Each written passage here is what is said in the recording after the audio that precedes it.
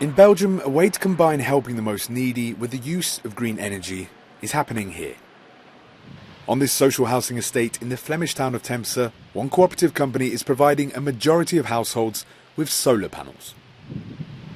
Very soon, social tenants here will start to feel the benefits of producing their own renewable energy.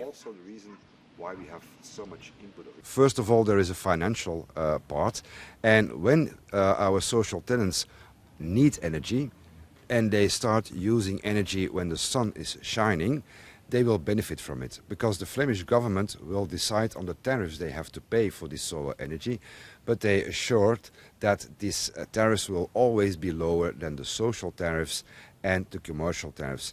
And on the other hand, there is of course also an ecological impact. When we produce energy, green solar energy, all people will benefit from it. With the help of the European Investment Bank, the cooperative company Asta is aiming to provide up to 50,000 social housing units in Flanders with their very own solar panels. It's the largest ever solar panel project in the Belgian region, with over 150 million euros set to be spent on 400,000 solar panels for social tenants like here in Temse.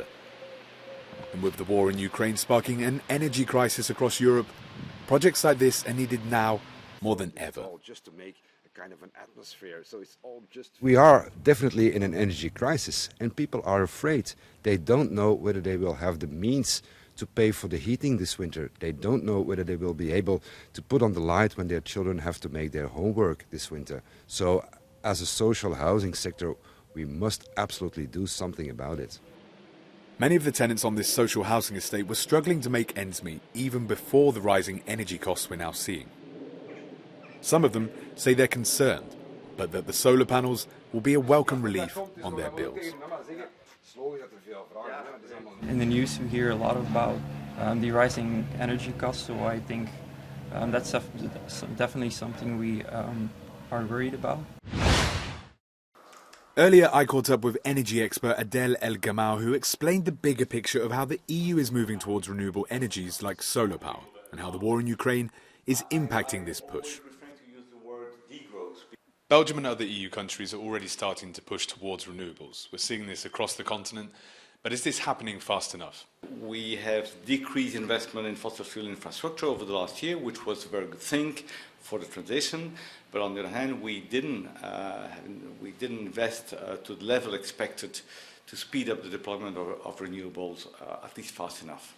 So we can see there is a new urgency to replace basically the gas that we do not receive anymore from Russia through a range of different energy sources, and of course renewables are a privileged one, and so there's really a race to accelerate the deployment of a range of clean energy sources. How is the war in Ukraine impacting this push? Is it speeding it up, or is it the opposite, slowing it down?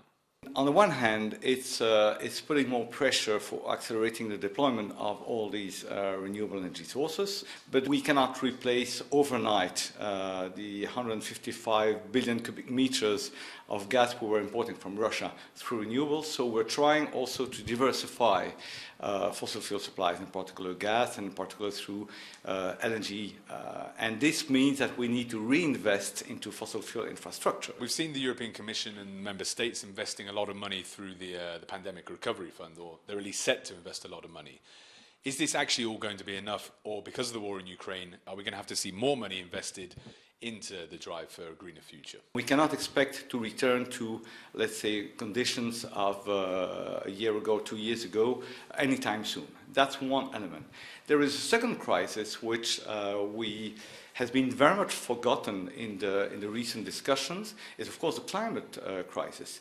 And just to give you just a hint, if we look at the recommendation of EU to reduce the gas demand by 15% over the next 6 months period, basically this would, if all other energy users remain the same, this would only represent less than half of what we would need to cut emissions if we were serious about reaching the Paris Agreement by 2050. Brilliant. Thanks very much.